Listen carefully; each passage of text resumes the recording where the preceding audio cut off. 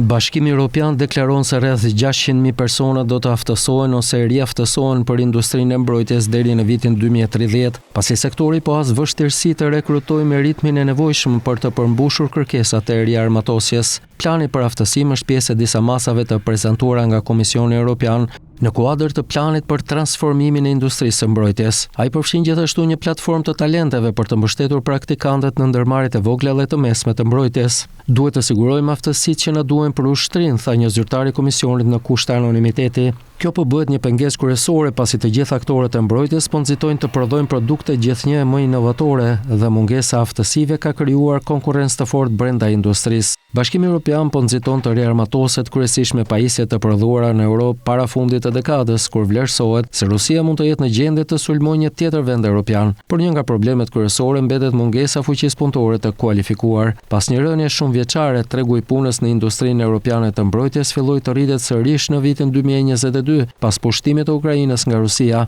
Në 2023, industria e mbrojtjes në Bashkimin Evropian gjeneroi rreth 581.000 vende pune. Të dhënat e Agjencisë Europiane të Mbrojtjes të publikuara këtë vit treguan se megjithëse kërkesat për punësim janë ulur nga kulmi i fund vitit 2022, ato mbeten 41% mbi nivelet e 2021-shit. Megjithatë, plani i fundit i Komisionit Evropian paralajmëron se ndeku në fuqi punëtore dhe aftësi kërcënon aftësitë operacionale të sektorit dhe rrjedhimisht ndikon në sigurinë e Bashkimit Evropian. Për të përmbyllur ndekun, bloku dëshiron të krijojë një program të garancisë së aftësive për të ndihmuar punëtorët në sektorin e automobilëve që rrezikojnë papunësinë të kalojnë në sektor strategjik në rritje si mbrojtja, thuhet në dokument. Masat synojnë aftësimin e rreth 12% të fuqisë punëtore ekzistuese në mbrojtje dhe hapësirë çdo vit dhe riaftësimin e 600.000 personave për industrinë e mbrojtjes deri në vitin 2030. Komisioni kërkon gjithashtu të krijojë një platformë të talenteve për industrinë e mbrojtjes për të mbështetur praktikat përmes një sistemi kuponësh. Skema pilot parashikon dhënien e 300 kuponëve për studentët.